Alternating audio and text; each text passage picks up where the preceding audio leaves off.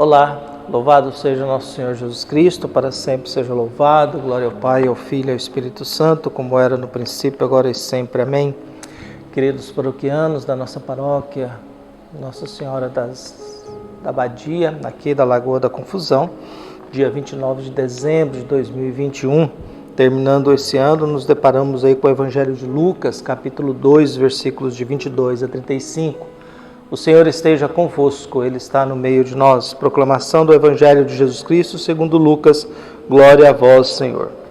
Quando se completaram os dias para a purificação da mãe e do filho, conforme a lei de Moisés, Maria e José levaram Jesus a Jerusalém, a fim de apresentá-lo ao Senhor.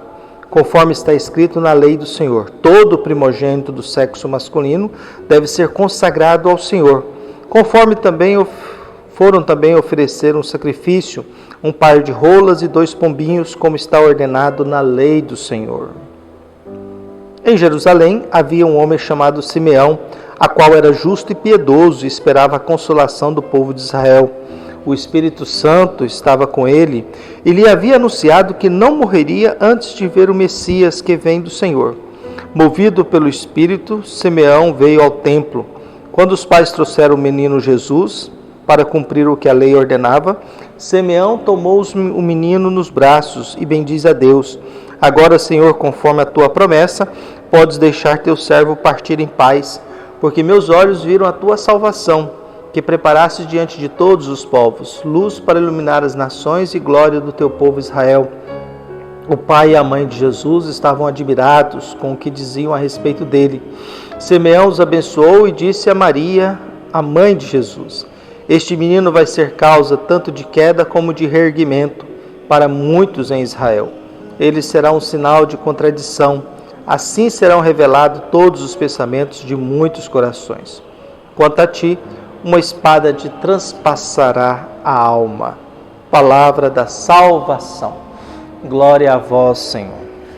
Queridos paroquianos, há um escritor, místico e filósofo francês, Daihonnin, que nasceu em 1222 e morreu em 1283, que dizia o seguinte: se o Senhor deseja se livrar-se dos sofrimentos de nascimento e morte que vem suportando com eras eternas e deseja alcançar a suprema iluminação nesta existência, deve despertar para a verdade mística que sempre existiu dentro da sua vida. Essa verdade mística que existe sempre dentro da nossa vida é um princípio e, ao mesmo tempo, uma busca constante. Nós estamos encerrando este ano, segundo ano que estamos aí envolvidos nesse período de pandemia. Há um conformismo de modo geral a respeito da situação do mundo. Isso faz parte da humanidade. Nós temos a tendência de nos conformar com as situações complicadas, tanto que na época da Segunda Guerra Mundial, viu? E também na época de Napoleão, alguns generais orientaram os Hitler e Napoleão a atacar civis, viu? Porque ao atacar civis inocentes, isso criaria um caos no país do inimigo. Não era simplesmente para atacar os combatentes, mas também atacar os civis, viu? Gente inocente. E aí o que constataram, chegaram um momento que os civis se adaptaram às bombas, viu? E a pessoa se tornava capaz de conversar e uma bomba caindo ao lado. A pessoa se tornava capaz de jogar um baralho e uma bomba e um prédio sendo destruído ao lado.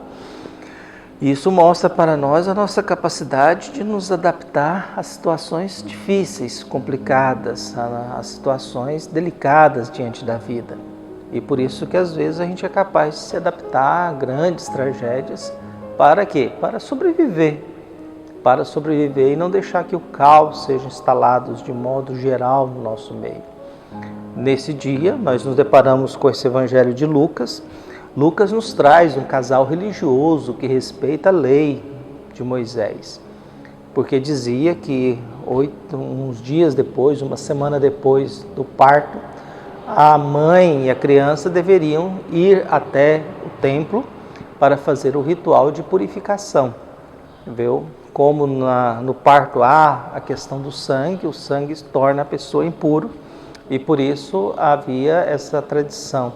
Tinha que ir no templo oferecer uma oferta para que a mãe fosse purificada e quando era um filho primogênito, esse filho primogênito deveria ser consagrado a Deus, reservado a Deus, colocado à disposição do sagrado.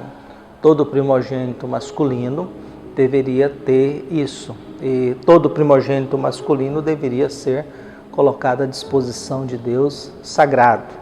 E é claro, para que ele não vivesse nessa condição, depois era oferecida uma outra oferenda, um outro sacrifício para o resgate do filho, para que ele pudesse construir a sua vida.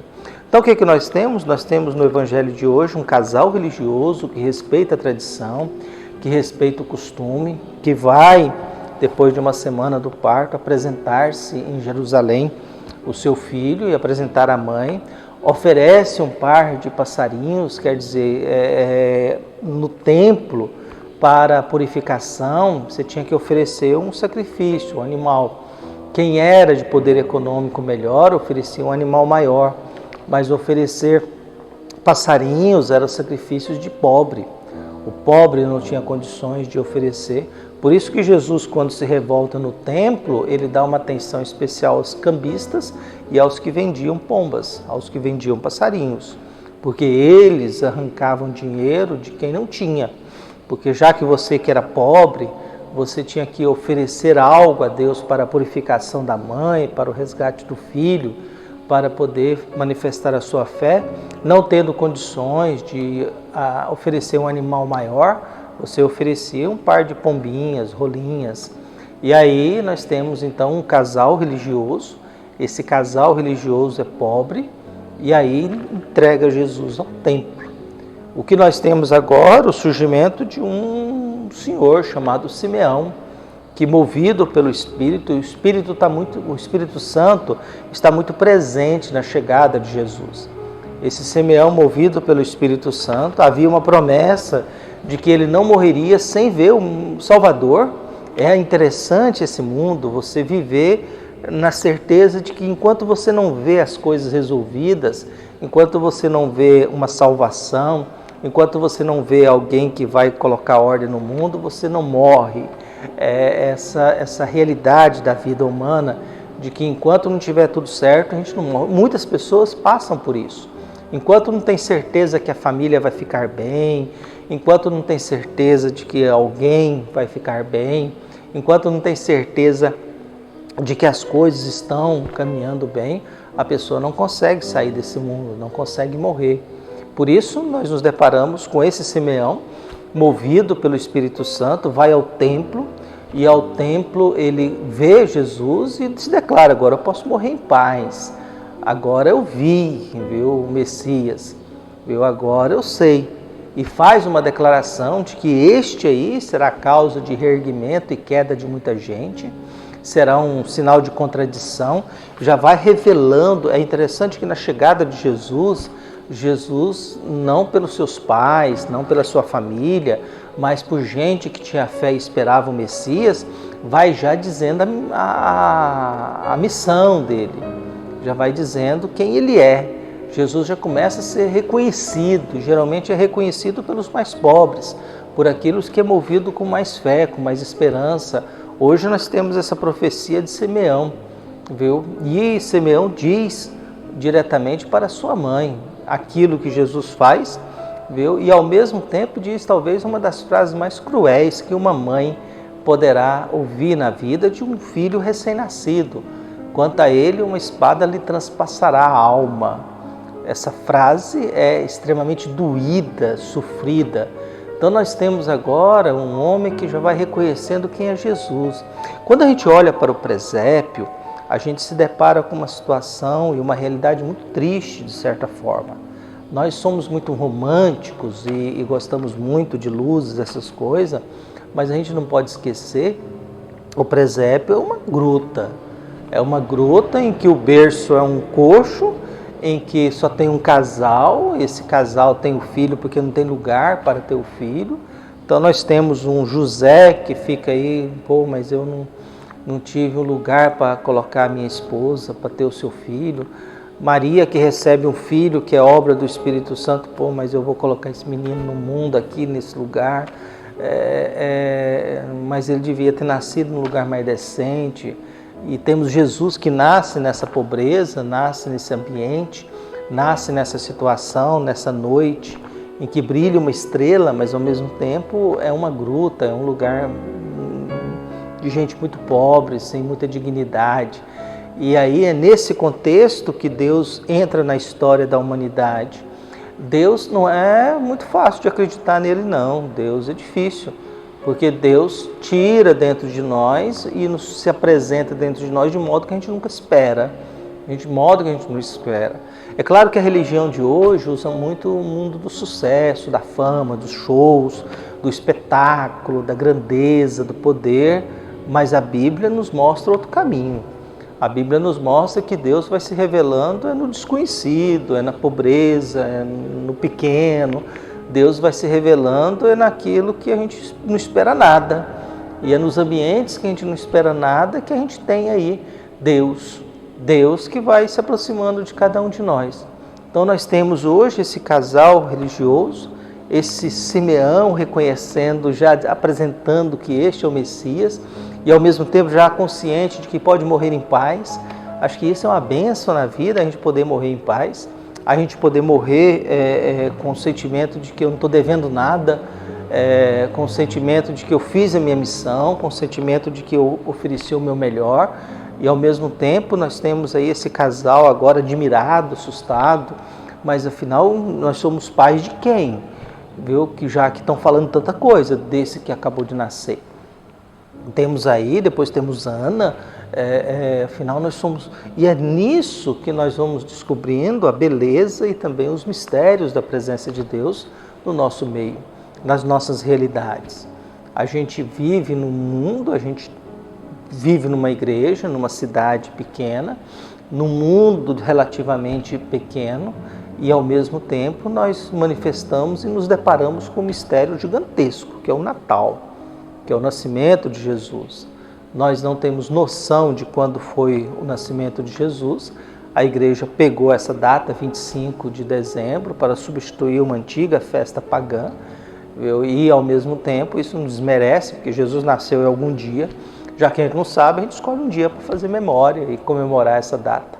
E ao mesmo tempo a gente vai, através de Lucas, conhecendo algumas coisas sobre esse período, sobre esse tempo.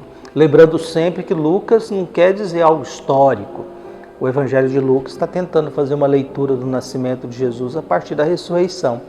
Por isso muita coisa é simbólica no sentido que ele tem a experiência do ressuscitado. Então ele faz a leitura do nascimento de uma criança já com a experiência daquilo que ele será no futuro. Daquilo que Lucas fez como experiência, a ressurreição de Jesus. Então a gente faz uma leitura do nascimento de Jesus, lembrando que eu conheço o ressuscitado diante de mim. Então esse que está nascendo, que está sendo reconhecido por esse Simeão, que está sendo já dizendo que vai ser alguém que vai mudar certas coisas, que vai interferir na vida, na história. Eu acho que o bonito da vida e da fé é quando a fé interfere na vida, quando a fé interfere na história, quando a fé interfere na nossa personalidade. E eu não estou falando isso de questões morais, porque a igreja é muito apegada a questões morais, afetivas. Eu estou falando isso na questão das relações humanas, da estrutura de justiça e injustiça, dos sistemas que nós temos pecaminosos no mundo em que nós vivemos, dos jogos de poderes que existem fora da igreja, mas também dentro da igreja, das coisas que a gente percebe que acontecem no nosso meio, às vezes pior ainda, usando o mundo da religião, porque se você usa e está no outro mundo, tudo bem, você não tem compromisso com Deus. Mas dentro da religião eu tenho um compromisso com Deus. E quando eu, dentro desse mundo que tem um compromisso com Deus, começo a ser pior ou agir de forma pior do que aqueles que não têm, a gente se torna muito mais pecadores, a gente se torna muito mais perversos, a gente se torna muito mais maldosos, exploradores. Por isso a minha prece de hoje é que nós mantenhamos a nossa fé, que a gente possa se apresentar a Deus também, diante da nossa purificação, mas também que a gente possa lembrar que Jesus é apresentado e consagrado a Deus, mas no Evangelho não diz que Jesus é resgatado. Esse dado do Evangelho ele é muito interessante, porque geralmente os pais ofereciam o seu primogênito, depois ofereciam um sacrifício para resgatá-lo, trazê-lo de volta. Não, Jesus é apresentado e oferecido e não tem o ritual do resgate. Jesus permanece consagrado a Deus até a cruz. Jesus passará uma vida consagrada a Deus até a cruz. Que Deus possa nos iluminar, nos guiar e nos ajudar a compreender a grandeza desse que está chegando e veio nos visitar através desse tempo do Natal. Um abraço e até mais.